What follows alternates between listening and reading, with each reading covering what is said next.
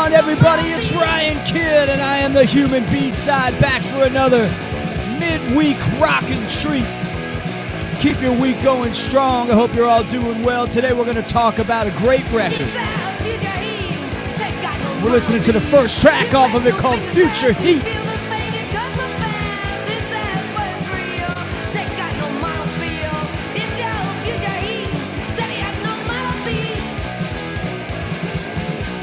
Right. What's going on, everybody? Good to see you. Welcome back to the program. Going to continue in the tradition of talking about an album every week. And this week we're going to talk about Legal Weapon. Death of Innocence. Legal Weapon, not Lethal Weapon. No. Danny Glover is not on guitar. Mel Gibson is not on bass. But what Legal Weapon and Lethal Weapon have in common is they both have a star-studded cast.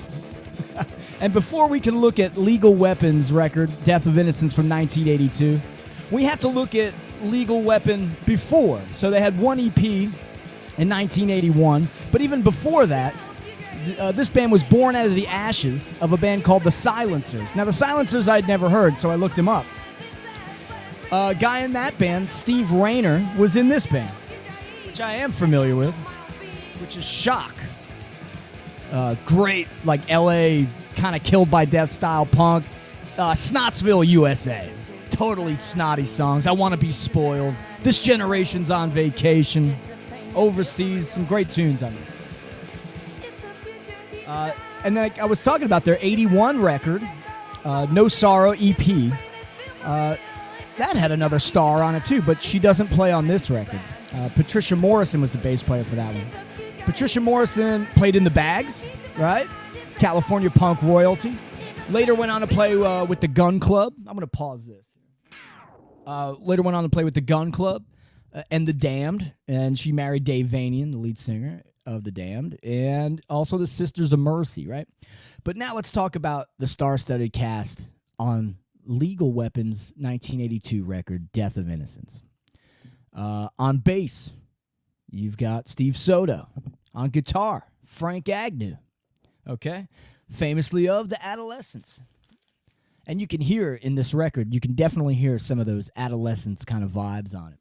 But I think the real star of the record is the vocalist, Kat Arthur. And I love her vocals on this record, and I think that she's really the shining star on this record. The first track you heard was Future Heat. Now, Future Heat, that's a ripper. That's a fun one. It's a fun opening track. Kind of gets you revved up. It's got that classic kind of California punk sound with the urgency. The California guitar sound, you know. Just bursts out into this raucous noise with, like, you know, this bouncy bass. And Kat Arthur sounds good on this song, but this is the tip of the iceberg, I think,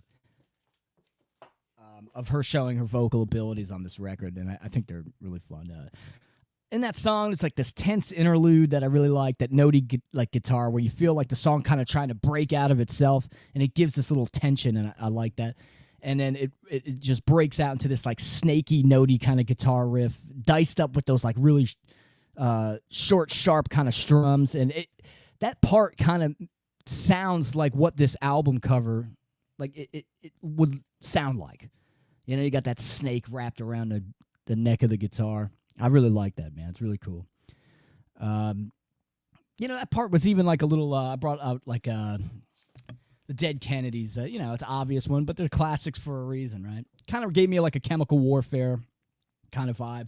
And a lot of the chord changes kind of remind me of a lot of the stuff on like the first 4 years of the Black Flag. And I will stand by it. Ron Reyes is my favorite Black Flag vocalist. I'm going to play the next track so you can hear a little bit of it. Waiting in Line. This is a really cool tune. It starts out with this kind of subversive little riff on the nickel wounds, baby, that it slows it down. It slows itself down to set the stage for what I think is like one of Kat Arthur's shining moments vocally on the record. And let's get a little taste of it.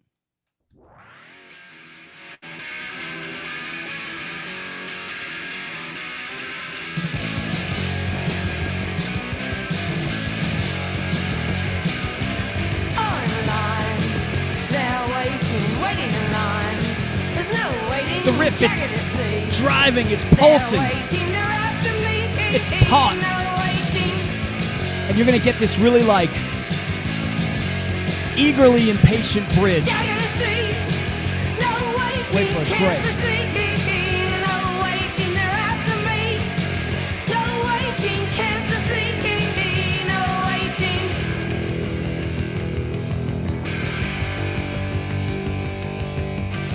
All the things I really lost was just such a bitter cost. If Jesus holds you by the hand, they try to make you understand. You know, wait. Oh, wait. So feed me. Now Great vocals, man. Little boys, please. No, please me. Jesus holds you by the hand. He tried to make them understand. Come on, wait. Oh, wait. I just love the way, like I said, that like really eager bridge. It's just created, that atmosphere is created so much by the bass, but also by the vocals. And I love like almost the way her voice almost kind of cracks.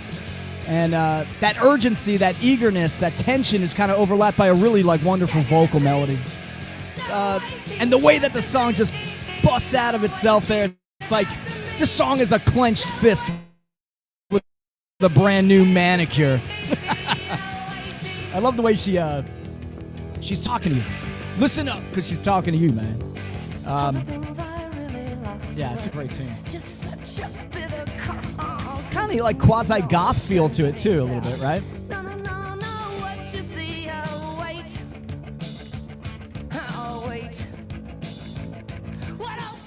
I also wanted to show you, came with this really cool poster. And Radiation does a really good job. This is a reissue. Comes with this giant poster there. Cat Arthur. This is taken in what? 1981 at Godzilla's in Hollywood, California, December 5th. Opening for the Circle Jerks. Pretty cool.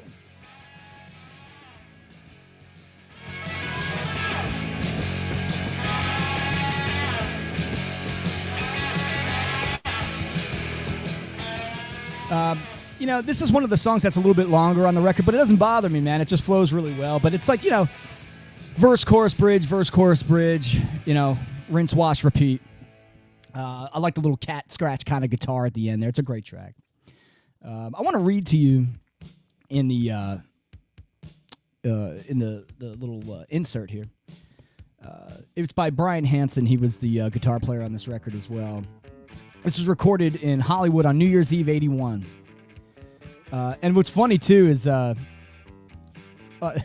hold on. The next day, I found myself helping them build a 24-track recording studio in the soundstage. Then, one night, I got a call to come in and record Lethal Weapon on New Year's Eve. Me, Cat, Frank Agnew, Steve Soto recorded until the sun came up. So these were done in one session. That's crazy. They released the album and took off on a U.S., and it's supposed to be tour, but there's a little typo. It says your. In a rental van that had $19.95 a day painted everywhere. Yeah, that's pretty cool. But really nice packaging, too. In the background here, we're hearing the third track, Death of Innocence. Like, Lethal Weapon slows it down here. Let the vocals kind of breathe and really shine here. There's even a part, like, on the first chorus that's, like, obviously out of key, but I like that. It gives it this, you know, genuine feel to it. And it works really well. To me, this track, I brought out... this track, the vocals really remind me of something I'd hear on, like, Patti Smith Horses.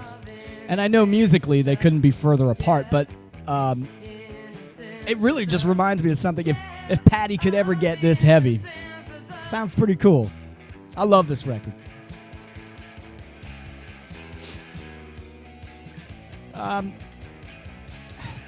This is the part of the album. This is one of the parts of the album where I realize how good the bass playing is on it. And it's really special on this track. It's a really good A great groove. Great groove. I want to play the last song on the A-side, which is also one of my favorites. But before that, you've got Out of Control. Now, if this song, Death of Innocence, was a Valium, this song is a line. It's dripping with like that X swagger, man. The way there's a male and female vocal, it's like Exene and John Doe, kind of, you know, how they just intertwine to one another, and we're so good at that kind of thing. And Lethal Weapon does a pretty good job of it on Out of Control.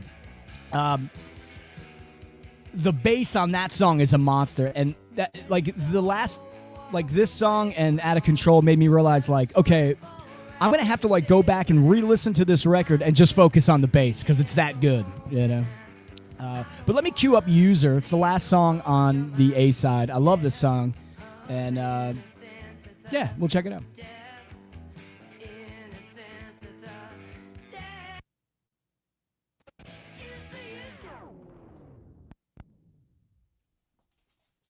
So Out of Control and User, I think Out of Control is what, like 1 minute and 40 seconds. It's a real quick punk, you know, tune. And User is just the same, and it's just probably to me one of the best 1-2 punches on this record. And I'm going to play it, and I'll show you some of the bands that it reminded me of, and you tell me what you think. Tell me why you're mortified. Man, oh, you can't tell me. Tell me why you're mortified. You see yourself. You see yourself. You see yourself.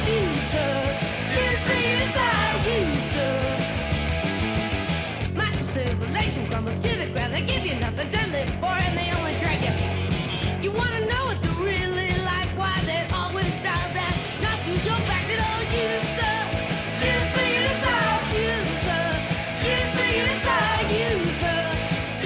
Now, the riff in this reminds me of something you'd hear off like a Channel 3 record, but if Penelope Houston sang for them. And this Avengers is such a classic, man. This one is totally like 100% Pogo approved. And, you know, I pulled out the Avengers record before this, but this song really made me just want to listen to Car Crash.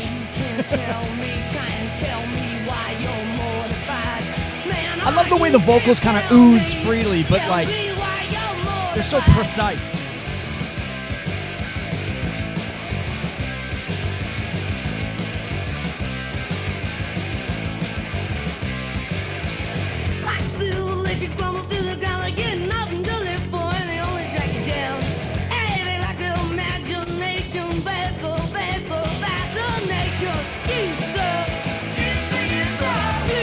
Almost a little bit of a Wendy O. Williams in there.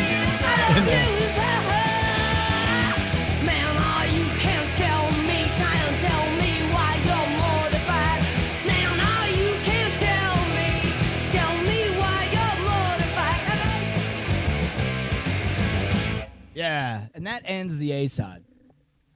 Really great A-side, and they just do a great job of switching it up, breaking that monotony like I was talking about last week. Sometimes bands, they get in this one little box, and they're great at it, but sometimes you just want to break it up a little bit. And with those slower songs like Death of Innocence, it's great, but they come back and they bop you on the head like songs Out of Control and User. So let's go to the B-side. We'll flip it over. It starts with Don't Pretend, and Don't Pretend is one of those slower, more droning tunes, but it's just oozing with emotion. And it's a really powerful song, I feel like. And I'm going to play a little bit of it in the background while I speak about it. But then the next song might be my favorite on the B-side. So we'll kind of just go into it a little bit like that. This is fun, man. We're just having fun listening to a record. So there are no rules.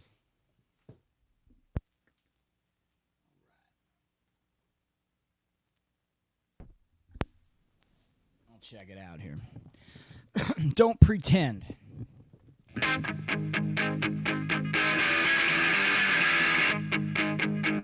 going to let this play for us.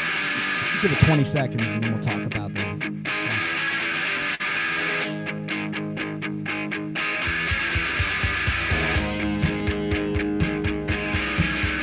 Tough stuff.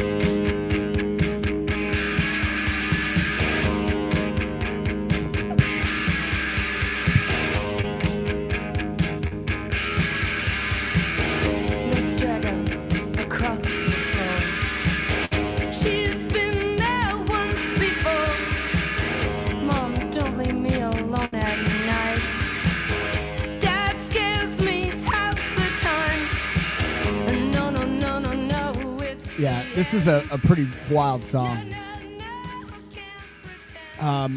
This song grabbed me from the get-go. I mean, I love the drone, but the vocals ooze with uncertainty, vulnerability.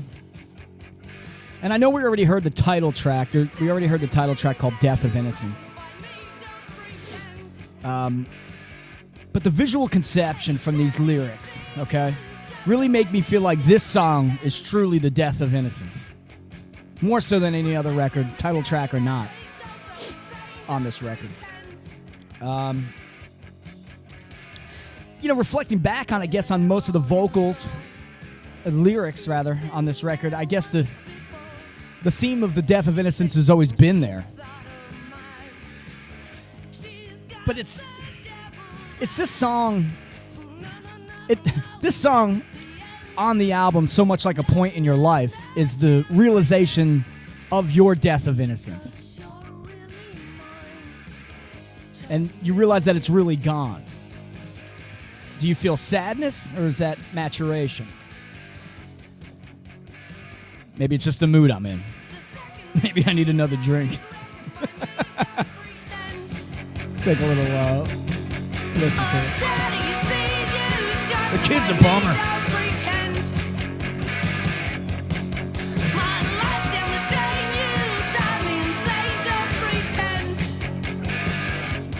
Yeah, it's a really great tune, man. It's a thinker. Gets you thinking.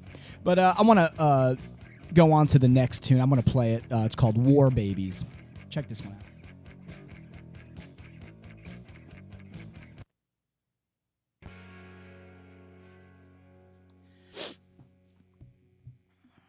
out.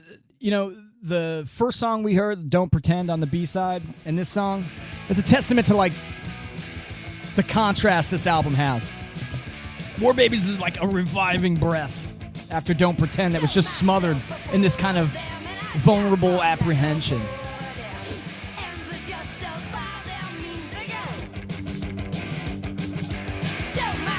I just really love the way that the band constructed this record.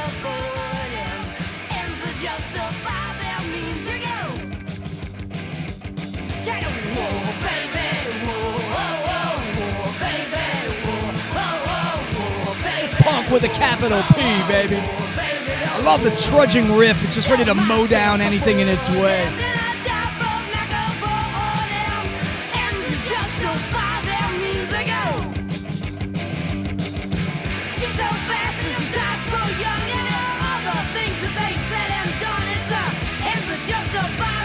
And I like this. This song has chimes in it.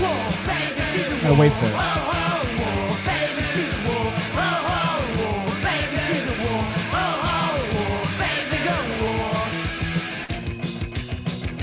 Made me think, what are some other great punk songs with chimes? Bonzo Goes to Blitbird. I'm stumped after that.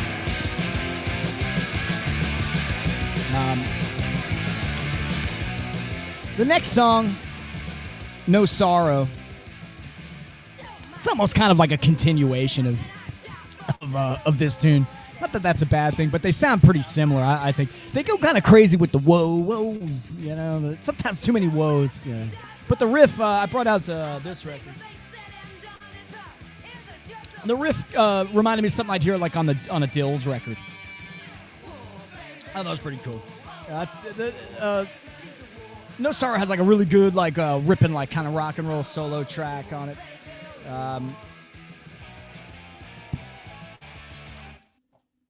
We're going to hear a little bit of it now. And then this is No Sorrow. Get a little taste of it.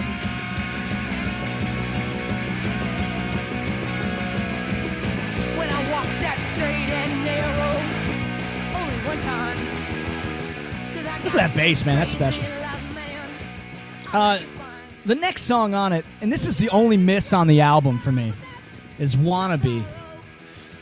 Wannabe kind of just feels like it doesn't belong on the record. The song kind of just meanders. It kind of wanders. It has no firm direction like the rest of these other songs. It doesn't have the conviction of the other songs. And, it's not a bad tune, but I don't think it's great. I don't really think it's good. I think it's really the one pure miss on this record. So I got to give you the good. I got to give you the bad. My honest opinion, and I say, Wannabe, no, thank you. Daddy's Gone Mad is the last track on the record.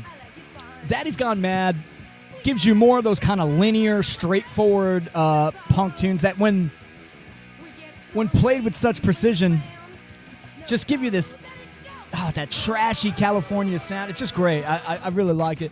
And it's maybe it underwhelms because it follows my least favorite track on the record. But it's at this point in the record where I'm feeling like, man, if Wannabe wasn't on this record, I would be probably raving about how great this B-side is. The B-side of this record is, but I am not. It's a great side. I just don't like that song. But yeah, it's a good closer. I don't think it's one of the strongest tracks on the record, but it's still good. It's still a fun one. But yeah, man, we talked today about Legal Weapon from 1982. Originally came out on Arsenal Records. I don't think I mentioned that in the beginning, but this is a Radiation reissue, which sounds great. The packaging is great, and I hope listening to me talk about the tracks and listening to some of the tracks, you can decide for yourself whether you think this is a go for you or a pass. But I would say it's a great listen. This one kind of slipped through the cracks for me, considering like how star-studded the cast was. So don't let that happen to you. Pick it up, listen to it, man, and it's a really fun one. But thank you, everybody, for watching. I hope you enjoyed it, and I'll be back next week with another installment. I'll pick another record then. But yeah, Legal Weapon, 1982, The Death of Innocence, baby. From me, from the Fink, thank you. Cheers, everybody. Have a great week. The weekend is soon approaching, and we will rock and rule, baby. Cheers, everybody. Be good.